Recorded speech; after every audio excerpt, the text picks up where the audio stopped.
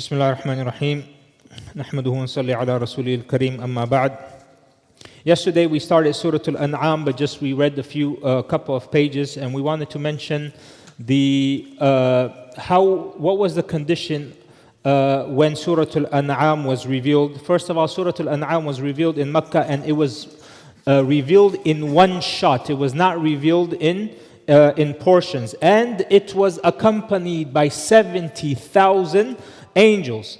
Hadith by Jabir radiallahu anhu, he said that when Surah Al-An'am was revealed to the Prophet sallallahu alaihi wasallam, he was glorifying Allah subhanahu wa ta'ala. And then he said that the surah was accompanied by so many angels that they covered the entire sky. Surah Al-An'am is the first surah that was revealed in Mecca after a long series of Medina surahs. So Surah Al-Baqarah, Ali Imran, Surah Al-Nisa, and Al-Ma'idah, these are all surahs of Medina. Now the Medinan surahs, they primarily focused on what? Surah Al-Baqarah and Ali Imran, they focused on laws, on politics, and on fiqh, and the do's and the don'ts. Whereas the Meccan surahs, the primary characteristic is the message of Tawheed, the oneness of Allah subhanahu wa ta'ala, His signs, the stories of the prophets, the Day of Judgment, Jannah and Jahannam, and so on. And so Surah Al-An'am contains all of these things. And it also lists all of the major prophets by name, teaching us that we need to believe in all of these prophets as part of our tawheed. So we started off by the verse in which Allah subhanahu wa ta'ala, He says that think, if the punishment of Allah or if the hour should come to you, would you call anyone else other than Allah? Allah, He's saying, if there was a punishment that came to you, who are you going to call besides Allah? Then Allah, He says that the prophets came to warn the people of these hardships, of these calamities, and even poverty, so that they can become humble. And when Allah subhanahu wa ta'ala, He said, فَلَوْلَا إِذْ جَاءَهُمْ بَأْسُنَا تَضَرَّعُوا وَلَكِنْ قَسَتْ قُلُوبُهُمْ وَزَيَّنَ لَهُمُ الشَّيْطَانُ مَا كَانُوا يَعْمَلُونَ. But these people, when the poverty and the hardships came, they did not humble themselves, but their hearts actually became even more hardened, and shaitan made attractive to them that which they were doing. So they did not humble themselves, rather it had the exact opposite effect on them. And then later on, Allah subhanahu wa ta'ala, He says, قُلْ مَنْ يُنَجِّيكُم مِّن ظُلُمَاتِ الْبَرِّ وَالْبَحْرِ تَدْعُونَهُ تَضَرُّعًا وَخُفْيَةً. Who is going to help you? Who is going to save you when a calamity or when hardship befalls you in the seas or on the land? Are you going to humble yourself before Allah subhanahu wa ta'ala? And so when they call upon Allah, what does Allah do? Allah subhanahu wa ta'ala, He rescues them from those hardships. When the waves are coming, and when in the skies, in the airplane, when they are hitting these turbulences, they start calling upon Allah subhanahu wa ta'ala. And then when they come back to safety, Allah, He says, then they go back to their own ways, and that is when truly Allah, He leaves them He leaves them in their original state. But not only that, Allah subhanahu wa ta'ala, He opens upon them the doors of everything. فَلَمَّا نَسُوا مَا ذُكِّرُوا بِهِ فَتَحْنَا عَلَيْهِمْ أَبْوَابَ كُلِّ شَيْءٍ. That when they keep on forgetting Allah subhanahu wa ta'ala, Allah is going to open upon them the doors of everything. So never think that someone who has the luxuries of this dunya, that actually it is a favor of Allah subhanahu wa ta'ala, but it might be quite the opposite. Then Allah, He mentions that He alone has the keys of the unseen. Not even the Prophet sallallahu alaihi wasallam has the keys of the unseen. وَعِنْدَهُ مَفَاتِحُ الْغَيْبِ لَا يَعْلَمُهَا إِلَّا هُوَ يَعْلَمُ مَا فِي الْبَرِّ وَالْبَحْرِ. Allah, He has the keys of the unseen. No one knows it except Him. He knows what is in the lands and what is in the sea. No leaf falls without His knowledge, nor a single grain in the darkness of the earth, or anything fresh or anything that is dry. It is except in the knowledge of Allah subhanahu wa ta'ala. Then Allah, He mentions the story of Prophet Ibrahim and how he called his father to Islam. Then Prophet Ibrahim alayhi salam, when he was pondering over all of the various creation of Allah subhanahu wa ta'ala, he realized that all of this is from Allah, And all of this, the creator is Allah subhanahu wa ta'ala. And then he says, إِنِّي وَجَّهْتُ وَجْهِيَ لِلَّذِي فَطَرَ السَّمَاوَاتِ وَالْأَرْضَ حَنِيفًا وَمَا أَنَا مِنَ الْمُشْرِكِينَ. That I have turned my face as a true believer towards Allah who created the heavens and the earth. Then we start the 8th juz.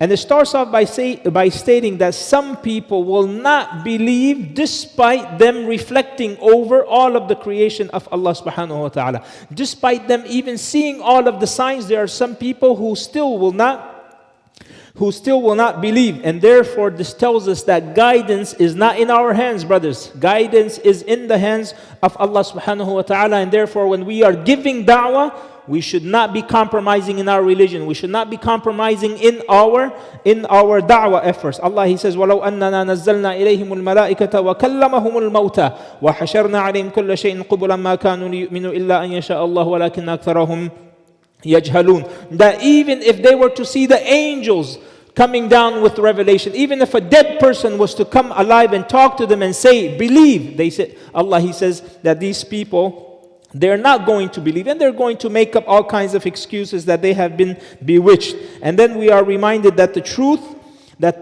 listen up, brothers and sisters, the truth is not always with the majority or the dominant powers. The truth can also be with the minority.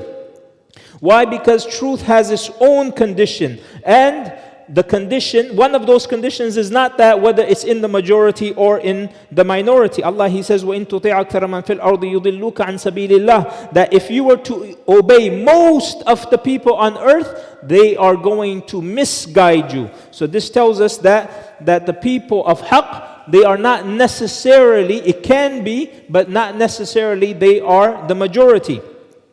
And so sometimes the reality is that the truth is uncomfortable, and a lot of people don't want to lose, or they don't want to accept that uncomfortable truth, and they don't want to leave their comfort zones. And so what they do is they go with the waves, they go with the trending, whatever is trending, whatever is being accepted by the people, whatever brings in more followers, whatever is the culture, this is what people will go ahead and try. The majority of the people will go ahead and follow. And then Allah, He makes a parable. He makes an example between the truth and between falsehood throughout the surah. And then Allah subhanahu wa ta'ala, He makes an example between the person who is guided and the person who is misguided to that which is the living and the dead.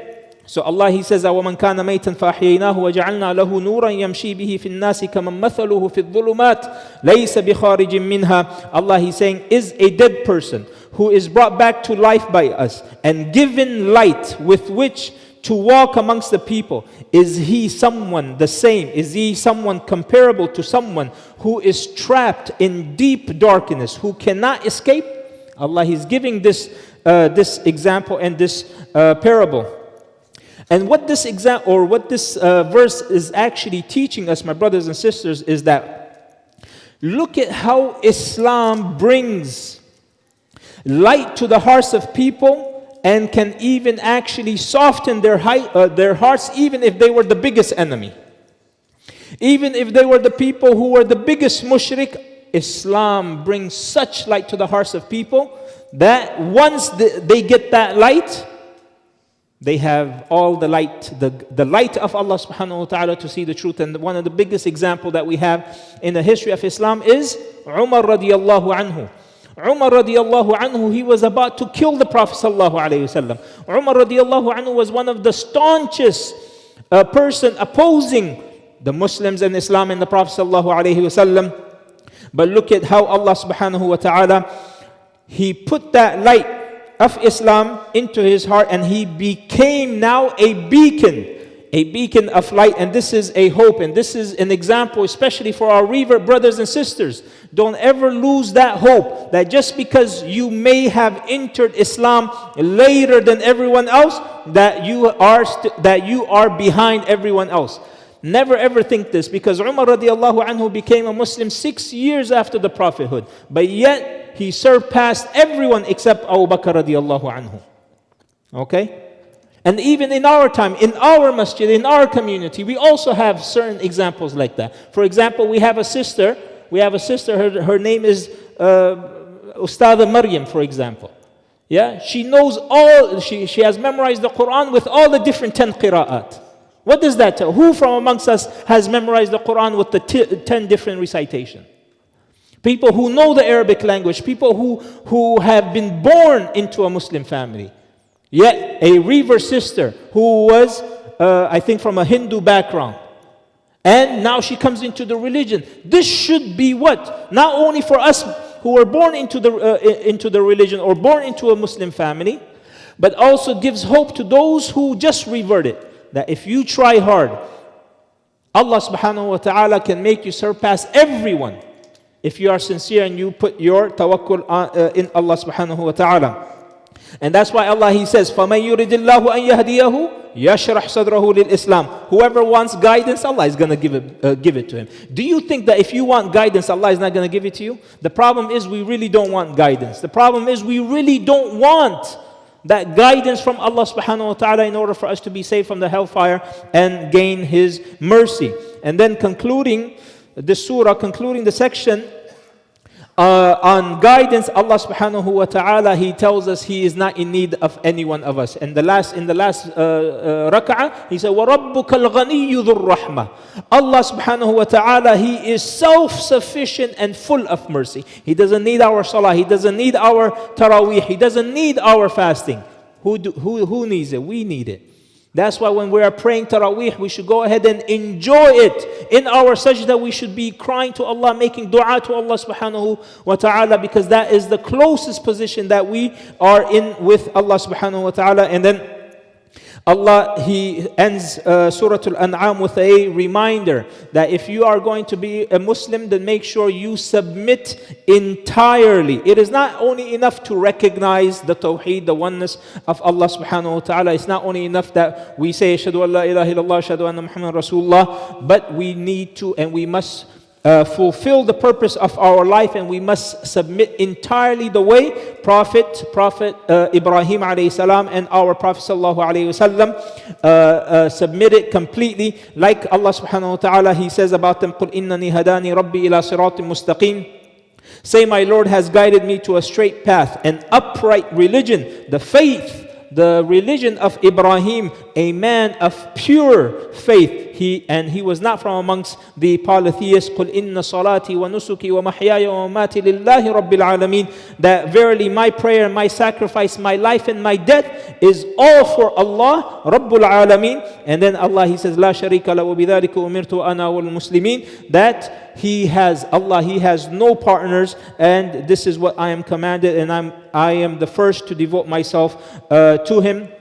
And then Surah Al-A'raf, it continues this whole theme. For the first few sections, it continues the whole theme of guidance and at-tawheed by stating the story of Prophet Adam alayhi salam and the shaitan, and how shaitan wants to go ahead and deviate the people from the correct path of Allah subhanahu wa ta'ala.